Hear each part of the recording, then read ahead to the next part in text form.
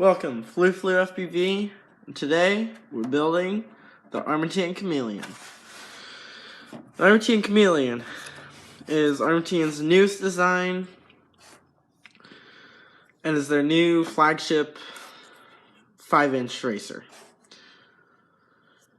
This design incorporates aluminum parts and no standoffs. The motors we'll be using are the Armattan oomph 2206 2300 kV.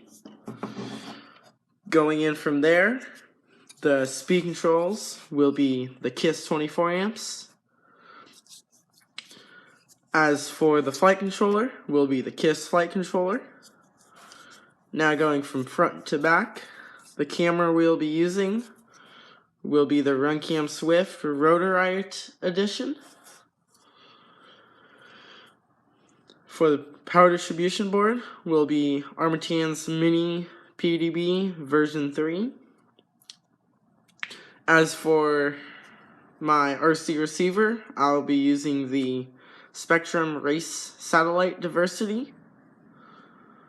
For the video transmitter, we'll be using an Eachine 40 channel 200 milliwatt transmitter. For the antenna, for the FPV antenna, it is a cheap circular polarized antenna because that's all I had. As for the props, I will be using Dow 5045 3-blade props to begin with, and I also have some Dow 5040 4-blade props that I also want to try.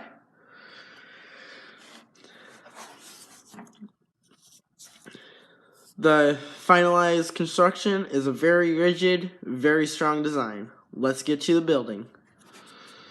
So, next time you see, we'll have the frame assembled and the motors attached. See you then.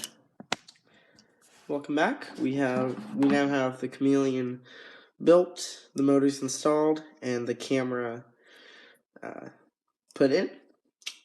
The build went perfectly fine. The tolerances were great. The only thing that I have to say is the distance between the camera and this mount. This mount was a little bit too much, so it allows for some play, a lot of play. Now, I am using the RunCam Swift, so that may or may not be what the problem is. I will probably end up adding a spacer in there. But the build went smooth. Everything went together really nicely. So next, when I come back, I will have the speed controls installed, the PDB installed and wired up, along with the flight controller. The only thing I'm still trying to figure out how to do is, because the KISS flight controller is so much wider than the others, and I have to get to this part right here, so I have to have that space coming out from this side, along with access to the USB. This may cause a problem when I'm trying to install it. You see? So I'll have to work out. I could rotate the flight controller like this in the software, but then I won't be able to get to the USB.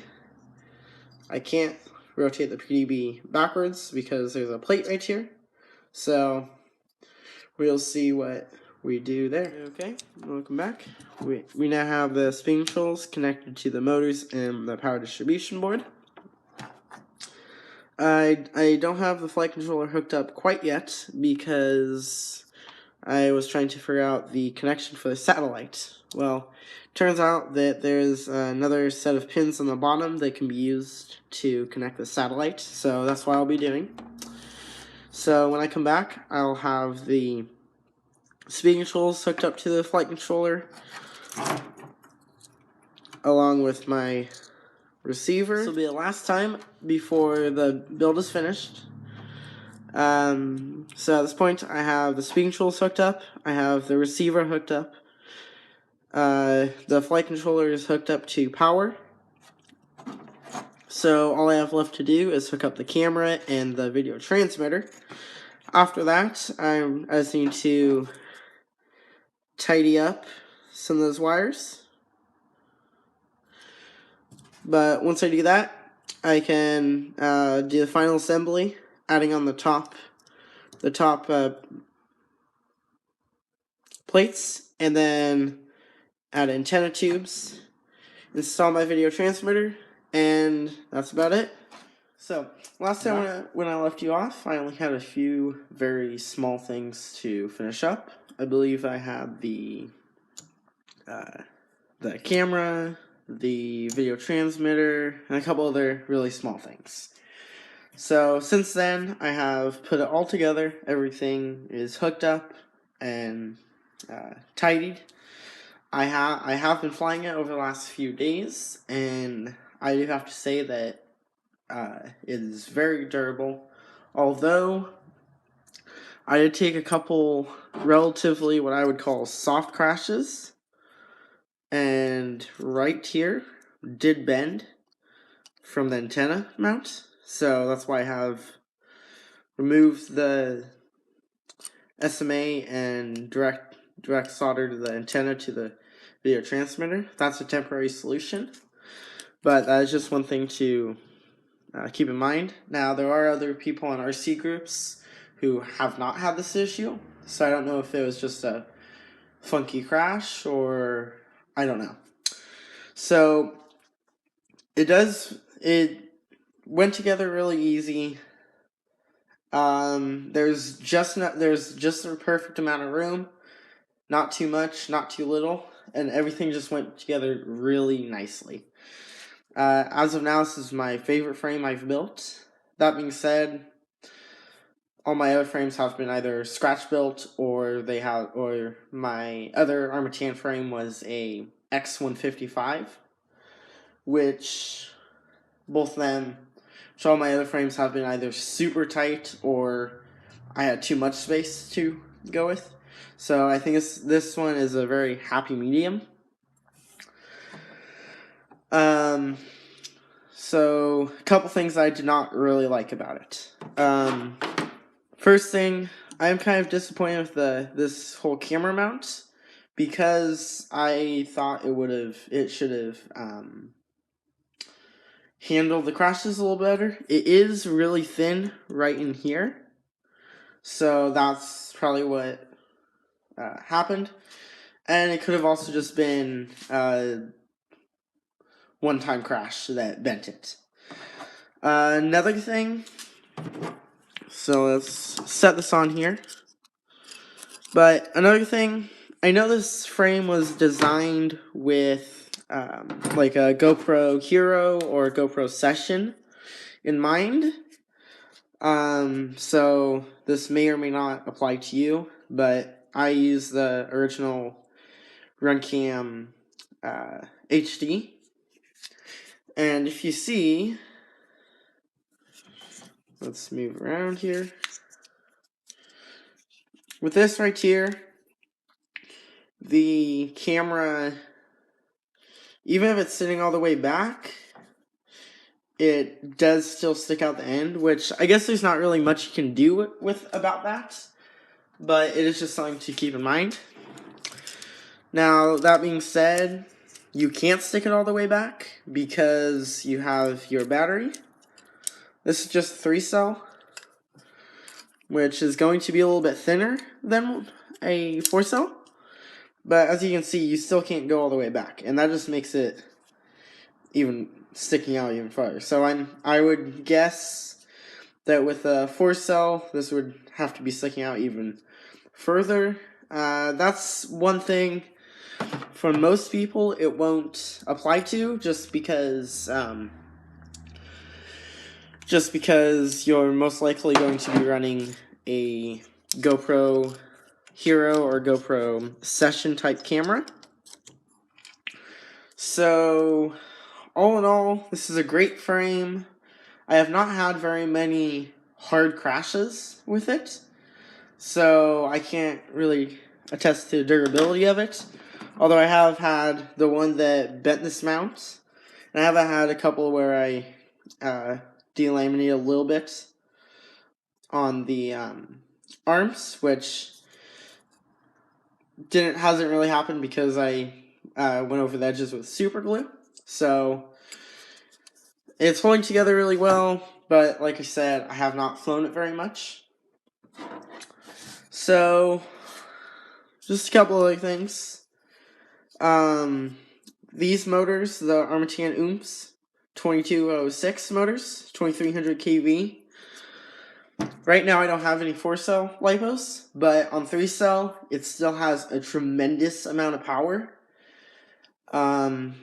These props are the Dow, what are they? 5045 3 blades, and this has a tremendous amount of power. I can do a very long dive, and I can still recover within a very short amount of time. So I love these motors. I will be sticking with them. Same with this mount. I really like this mount design, although for freestyle and for my type of flying, I don't like this much of an angle, which should be about, this is about 30 degrees at the minimum.